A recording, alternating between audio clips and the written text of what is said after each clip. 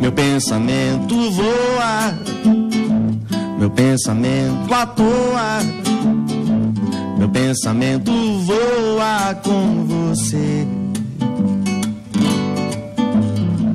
Enquanto a tarde cai lá fora e a noite chega sem demora, meu pensamento voa com você.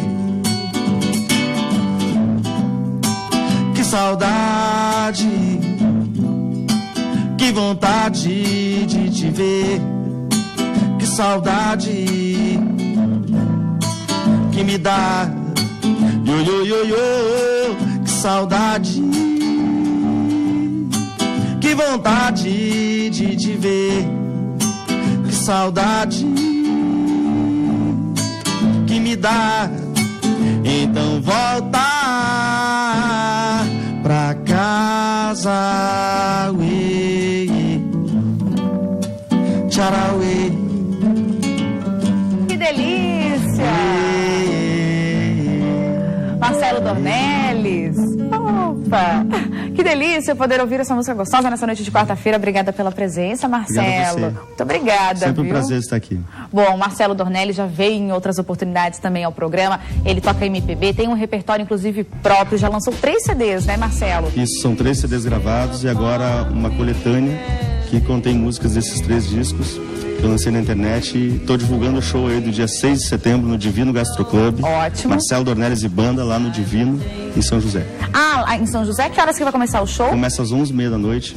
Tem uma abertura com o Neco Vicentini e Ana Paula, que são os amigos meus. Também é MPB? Também é MPB. Uhum. Então, na próxima noite de sábado, no sábado que vem, ainda dia 6, no Divino Gastro Club, lá em São José. Em São José vai ter um show bem especial aí do Marcelo Dornelles. E ainda hoje ele toca mais pra gente, mas já fica o convite pra você de casa. No próximo sábado não pode perder esse show. Obrigada, viu, Marcelo? Que agradeço. Os teus contatos estão na tela. Quem quiser saber mais sobre a agenda, enfim, entrar em contato, tá tudo especificado pra você que tá nos assistindo. Obrigada, Marcelo. Até logo mais. Obrigado a você. Bom, e enquanto Marcelo Dornelles cantava, tinha uma turminha melhor aqui do meu lado que estava prestando muita atenção. São os bebezinhos que hoje estamos recebendo aqui no TV Com Tudo Mais. Temos ali, vamos começar então aqui pela ordem. Primeiro, o Roger Hansen, ele que é doutor em educação. Boa noite, Roger. Boa noite, tudo bem? Tudo ótimo, perfeito. E tem ali a mamãe Elisa com o pequeno Matheus. Boa noite, Elisa. Boa noite. Obrigada pela presença também. E ao lado a Veridiana com a pequenina Luana. A Luana ainda está fixa ali olhando para o músico, né, Veridiana? Para as câmeras. Bom, o que é engraçado é que realmente eles estavam prestando atenção e estavam prestando... A Luana, ela ainda não perdeu o foco. Ela está querendo saber que instrumento é esse que está filmando tanto ela. Bom, a gente às vezes subestima um pouco os bebezinhos, né, Roger? As pessoas, de uma forma geral, acreditam que eles não estão entendendo ou que eles não têm essa capacidade de compreensão, mas eles estão entendendo e estão entendendo muito bem, né? Exatamente. Bom, em primeiro lugar, obrigado pela Nossa, obrigada a você. Estamos aqui. E eu acho que você começou muito bem. Essa é uma grande questão do nosso trabalho, que é de mostrar para o adulto esse olhar sobre a criança pequena, que ela entende, que ela tem uma grande inteligência, mas tem outros meios e tem uma outra linguagem que às vezes o adulto não consegue compreender.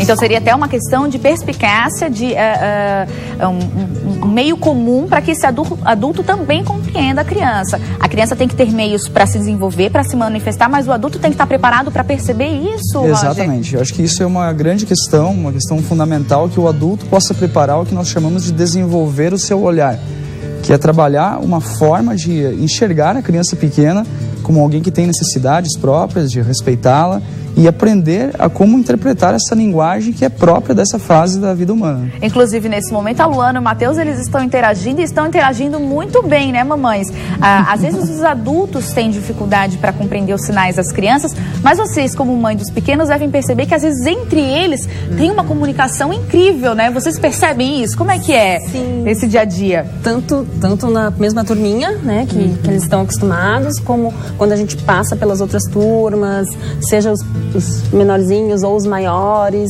Então é uma atração, parece, entre as crianças, assim, Porque a gente para observar e para... Só um pouquinho. Um desperta a atenção do outro, né? Sim.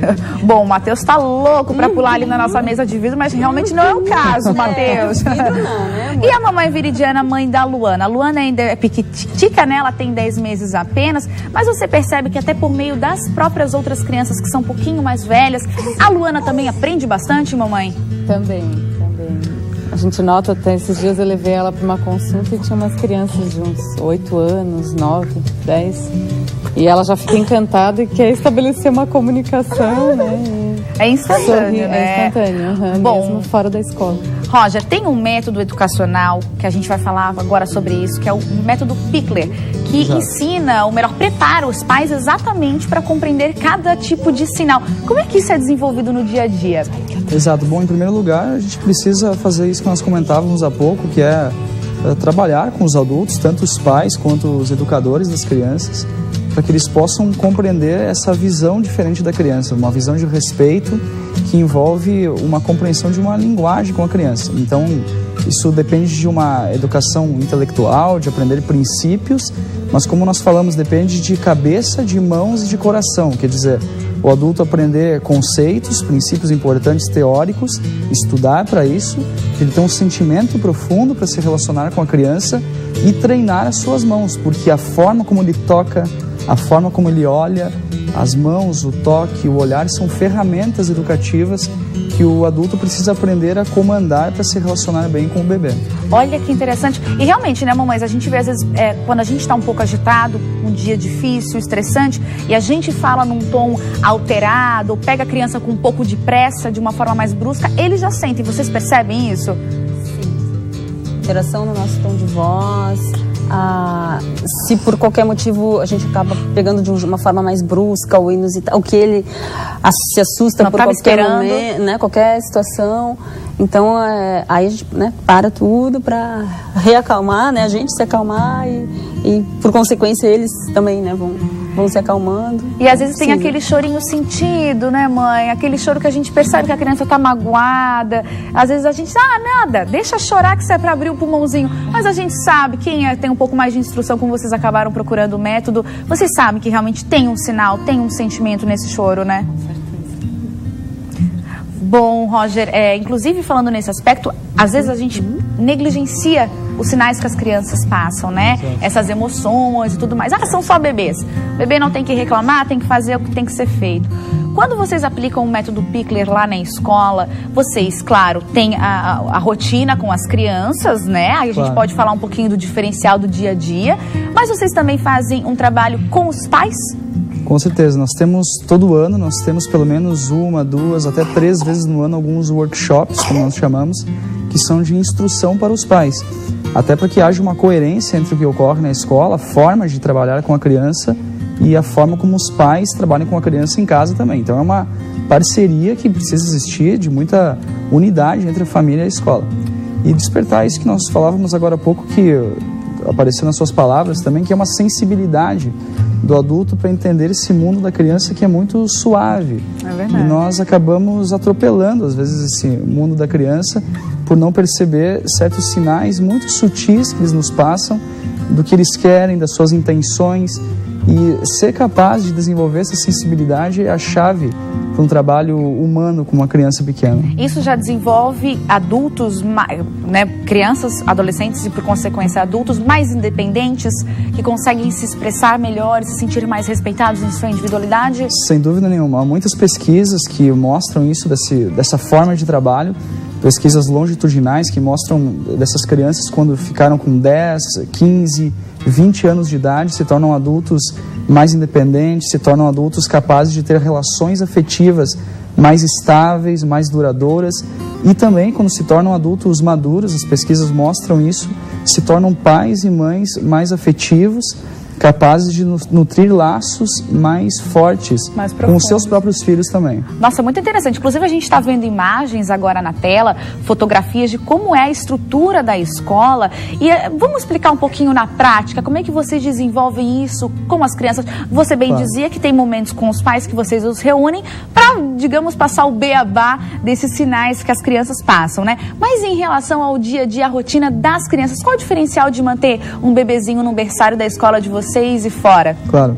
Bom, quando nós chegamos no Colégio Florença, nós falamos para as pessoas que há 2 princípios básicos para trabalharem com os bebês, que é dominar o que nós chamamos de arte do cuidado, que é diferente de entender o cuidado de uma função sanitária ou operacional, de simplesmente limpar a criança, mas é dominar o que nós chamamos de uma arte do cuidado, que é uma forma de fazer esse cuidado que é pedagógica, que é educativa. E um segundo elemento fundamental, que é a estruturação do ambiente da criança, com certos implementos que nós acabamos de ver aí nas imagens. Brinquedos. Exatamente. Os brinquedos são escolhidos numa quantidade, numa modalidade específica. E também uma coisa muito importante, que é a maneira como o adulto é ensinado, é educado, para intervir com a criança dentro desse ambiente. Saber quando ele deve interferir, quando ele não deve interferir, e permitir a autonomia da criança, por menor que ela seja. Cair e levantar sozinha, pegar coisas sozinha. Exatamente. Já nessas pequenas atitudes. Exatamente. E muitas coisas que o adulto deve saber que ele não deve fazer, como, por exemplo, há certas leis da nossa pedagogia, que é jamais colocar a criança em uma postura que ela não domina sozinha. Por exemplo, colocar a criança sentada quando ela ainda não está preparada para isso. Durinha ainda, exatamente. Né? Que a criança ela é forçada a uma postura, a um movimento que desrespeita a naturalidade do desenvolvimento dela. É verdade. Bom, mães, a partir do momento que os filhos de vocês entraram na escola, a Luana ainda é muito pequena, provavelmente foi a primeira inserção educacional da Luana, né? Mas no caso do Matheus, mãe, também foi a primeira escola ou ele já tinha entrado em uma outra? Não, foi a primeira. Foi a primeira também. Em relação aos coleguinhas da faixa etária deles, vocês sentem uma diferença, tanto da forma como eles estão se desenvolvendo, quanto da forma como vocês estão lidando com eles? O que mais chamou a atenção de vocês para escolher o método e, a partir disso, quais são os resultados? Eu lembro que eu fiquei tranquila, assim, em deixar na escola por notar que tem todo um embasamento, né? Que às vezes a gente não notava isso tão claramente em outros espaços. E a própria espaço físico, né? Essa questão de ser tudo muito em contato, né? O espaço das salas com o espaço do externo, do jardim, do parque. Eles ficam mais as livres, crianças né? entre as salas, porque eles vão para a janela e ficam conforme, né, a idade, lógico, né, mas eles ficam, já os maiorzinhos ficam interagindo com quem está passando, com quem está...